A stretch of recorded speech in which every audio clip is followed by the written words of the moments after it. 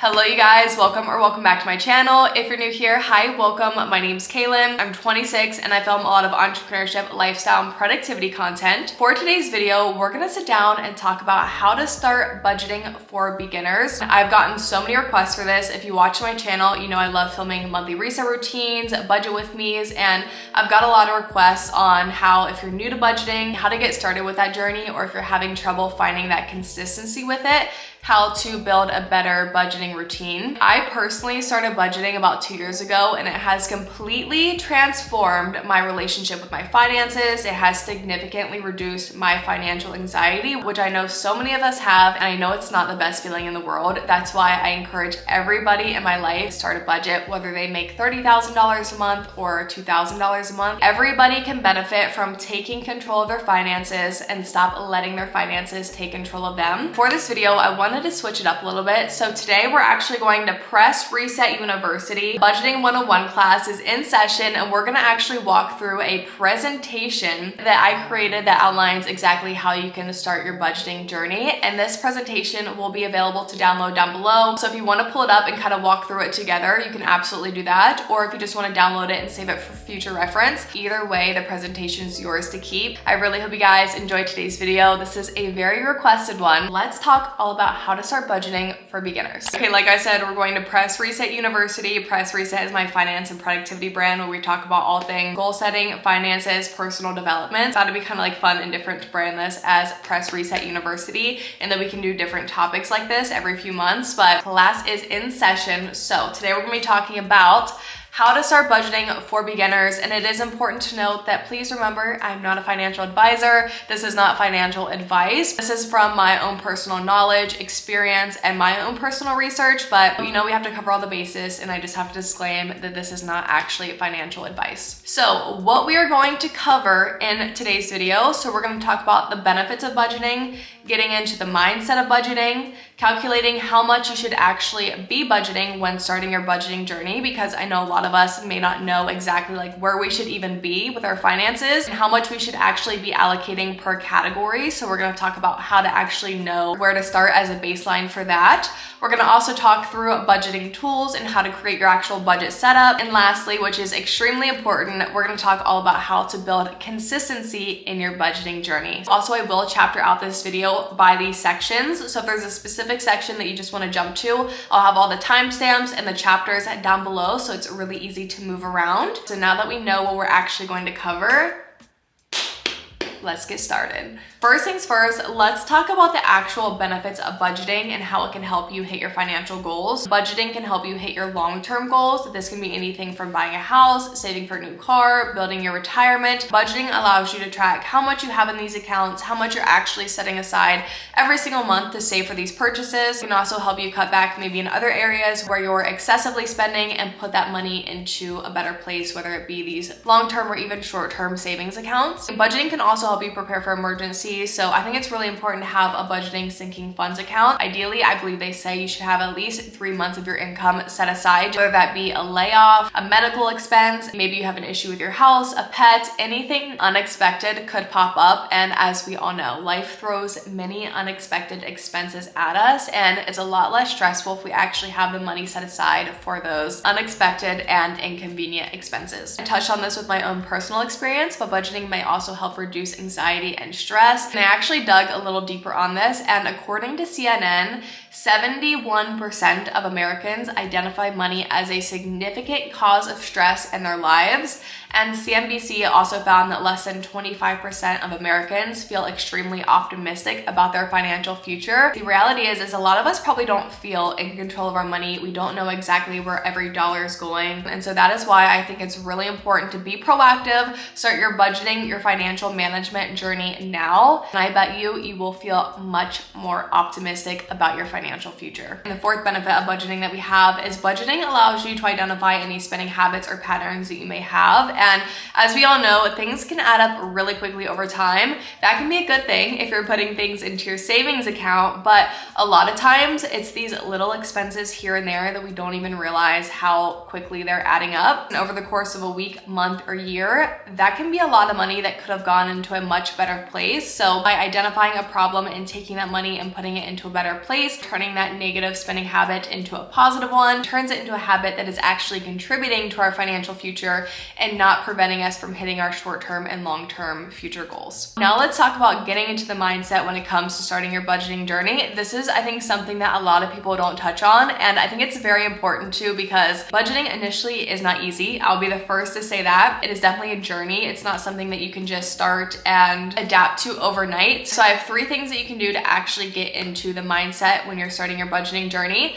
Number 1, reframe the words associated with budgeting. I know, I'm sure you do as well.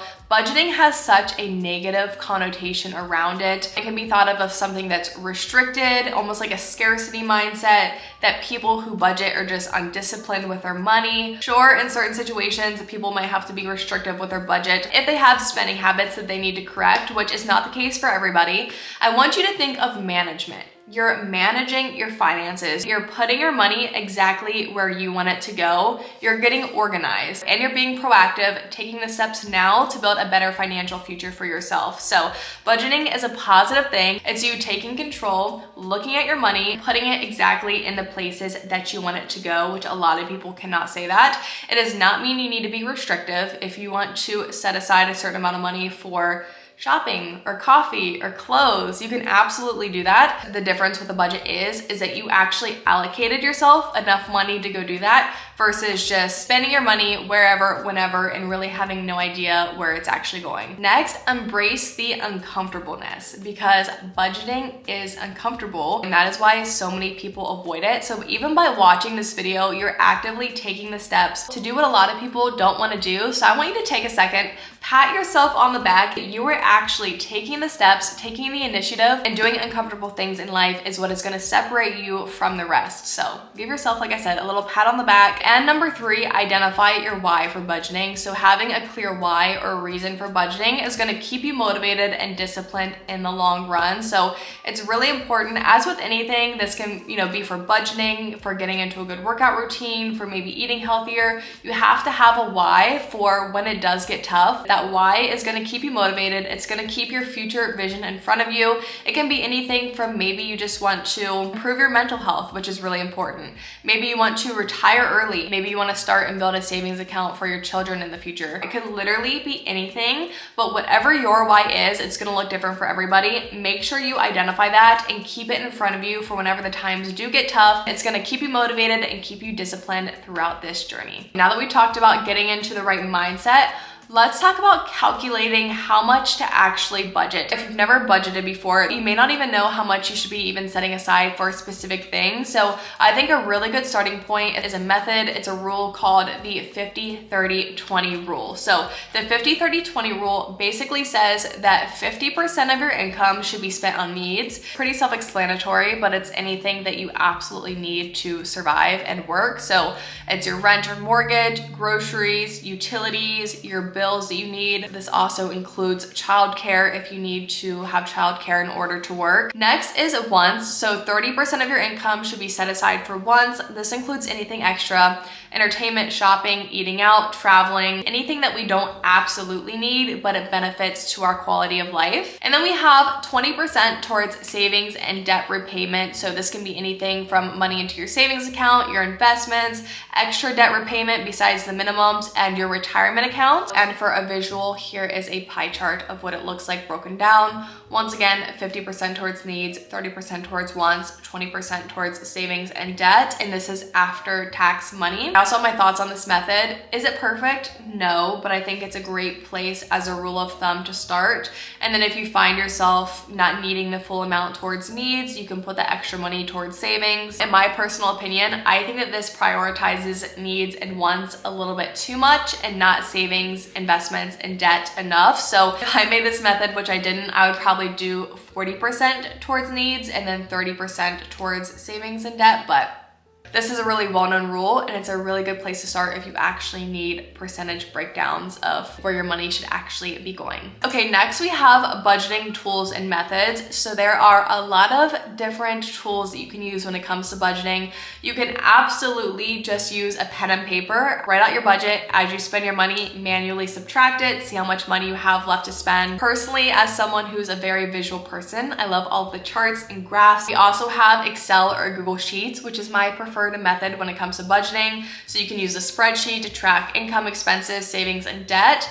I really like spreadsheets. I'm a little biased because you guys know my brand is Press Reset and we sell spreadsheets, but the reason why I do like spreadsheets is because it is a one-time purchase. You don't have any monthly subscription fees. You don't have any hidden fees. You literally just pay for it once and it's yours forever. You can customize the categories, customize the colors of it. You can add tabs, you can take away tabs. There's so much customization when it comes to spreadsheets that I think personally that they're really hard to beat. We also have mobile apps. I'm sure a lot of you guys know Rocket Money, Need a Budget, Quicken, Mint, but they did just go out of business. They're also really useful for tracking your finances. I know a lot of these are mobile apps, which I personally, when I sit down to do my budget, I like to do them on a desktop computer. But if you're a mobile person, then a mobile app could definitely work for you. And then we have cash envelopes. If you're someone, if you love having cash, maybe you get paid in cash, cash envelopes are also a really effective system. Zoe Pritchard here on YouTube, she loves her cash envelopes and she does a cash envelope budget. She also mixes it with a spreadsheet, which I think is a really great idea. Cash envelopes, also known as cash stuffing on TikTok, YouTube, is a budgeting method which you actually physically take your cash and put it aside into different envelopes for different categories. So you would take your paycheck out of the bank, let's say you got paid $1,500 and you wanted to budget $300 for groceries this pay period. You would take $300 out of that pile of cash that you have and put it into an envelope that is dedicated for groceries. And then when you go to the grocery store, you can just take that envelope with you and then you spend the cash out of that envelope. So a lot of people like doing this because it is much harder to actually spend your cash. It's very easy to swipe a card, but when you actually have to take your cash out of the envelope and use it to pay for something, it can help you rethink that decision because you can actually feel yourself spending the money and you can actually physically see how much money you have left in that envelope. So I know a lot of you who have Press Reset spreadsheets also mix it with cash envelopes. So essentially you set your budget in your spreadsheet and the budget that you set in your spreadsheet is the exact amount that you have in your cash envelopes. And then as you spend your cash, you record that spend on your spreadsheet. So that way you can actually see on your spreadsheet how much you actually have in each cash envelope versus going in and manually counting it. So you can mix the two methods, but any of these methods are really good for keeping track of your finances throughout your budgeting journey. So pick the one that you're gonna stick with that works best for you. Regardless, choose the one that you're actually going to stick with the longest. Okay, so this is the Ultimate Wealth Dashboard from Press Reset. This is the actual budgeting spreadsheet that I used. This is just a blank copy of it. For this video, we're just gonna make up use case scenarios. So when you start your budget, go through and customize your budget categories by your income categories, your bills, expenses, savings, investments, and debt. Make sure that you have everything listed out that you actually want to keep track of. Comes with a net worth tracker, credit score dashboard, savings and investments dashboard, which I would say that this should be the next thing that you do is actually go through, check your accounts, your savings, your investments, and actually set a realistic goal of what you want to end with by the end of the year. For example, let's say in my short-term accounts, I have $1,000 and by the end of the year, I want to get to $2,000. And I now know that I need to be setting aside at least $83 a month if I was starting this in January, which all of us are not because I'm starting this in April. So calculate the amount that you want to save by the end of the year and just get an idea of how much you should be saving per month per account. It's not going to be perfect. It doesn't have to be the same every single month. You may have months where you save a little bit more and you may have months where you save a little bit less, but on average, these are the totals that you should be trying to hit every single month for these accounts. You can do this for your investments account as well. Okay, moving over to a monthly dashboard. Let's say this is your first time ever setting your budget. First thing that's important to keep in mind is that budgeting is a journey. It's something that you're going to adapt to, you're going to optimize over time. So especially during the first 1 to 2 months. It's not going to be perfect. Do not be hard on yourself. I think it's really important to get a baseline of your spending and then kind of optimize and improve from there. So honestly, for the first month, I would say just kind of spend how you normally would and then track those expenses. This comes with a transactions tracker. So every time you spend money, record it in your transactions tracker and just kind of get a baseline, and once again, identify any of those spending habits or trends that you have. Because if you go into it, you're like, okay, first month budgeting, we're cutting back 50% on restaurants, coffee, miscellaneous expenses. It's kind of like dieting or working out. It's like you can go really hard for the first 1, 2, even 3 weeks, but you're eventually gonna burn yourself out. So same concept when it comes to budgeting. Start slowly, start maybe focusing on 1 or 2 categories and add in another one. So slow and steady wins the race. This is a marathon. It is not a sprint. Keep that in mind when you're initially setting your first month's budget. It's not really a strict budget. At least I wouldn't make it one. I would make it more of like a relaxed, like this is how much you would like to spend in these categories. When it comes to income, let's say paycheck 1, $1,800, paycheck 2, $1,800, and let's say you get, I don't know, you have like $200 extra income. And now we know that we have $3,800 left to kind of budget into these categories. So once again, kind of think back to the 50, 30, 20 rule for rent. Just input your rent payment or your mortgage payment here. Car, let's say car's $200, insurance $200, and utilities $200. So we now have $2,200 left to budget. And I'm gonna go ahead and finish off the needs with groceries and gas. Now we know we went from $3,800 to $1,600. Now I would actually go in and do savings and debt repayment before I did wants, because I feel like wants can be anything that's left over because it's more discretionary spending. It's easier to cut back on. If you're new to budgeting, I would say, in my personal opinion, prioritize your needs and your savings, and anything left over you can put towards your wants. So let's say 20% of 3,800, quick math, is 760. So we know that we have about 760 that we could be allocating towards savings, debt, and investments, which is not a lot for those 3 categories. That's why I would say bump this up a little bit. But if we're sticking to that rule, then we would start with this. Because our needs are a little bit more, because we did have the groceries in there as well, that leaves about 22% left for wants. So then you would go ahead and disperse this, $840, once again, however you see fit, and then you would be left with your final budget. Now your actual budgeting for the month would be done. And then as you spend, you would go ahead and record your transactions on your transaction tracker. I would say probably depends on the number of expenses that you have, but I would say at least do this once a week. So that way you can kind of catch any spending habits or patterns before the end of the month. And you just know throughout the month, it kind of gives you that peace of mind knowing exactly where you are. So I'd go over here to category. Let's say I have a bill and rent. Let's say I paid $1,000 for rent on the 1st, and then let's say I also went grocery shopping on the 1st, expenses, groceries, and I spent $150.69 at the grocery store. If we come over here, we can see, okay, now in our budget, we have $349.31 remaining in our grocery spend. We've used 30% of our budget. By doing this method, you know exactly how much money you spent, exactly to the dollar, to the penny, exactly to the penny, how much money you have in your check left to spend, and you know for every category your budget usage. So from here, or whatever budgeting method you're using, you can go in and optimize. The last thing that I want to touch on is how to build consistency in your budgeting routine, because you can feel good, you can get into the mindset, you can have your budget set up, but if you're not consistent, then none of it matters, because consistency, as with most things in life, is the key to success when it comes to budgeting. You may not have the best month, you may not have the best year, but if you're being consistent with your finances, trying to put that money into better places, you are over time eventually inevitably going to improve. A few things that you can do to really build that consistency is, number 1, create a realistic budget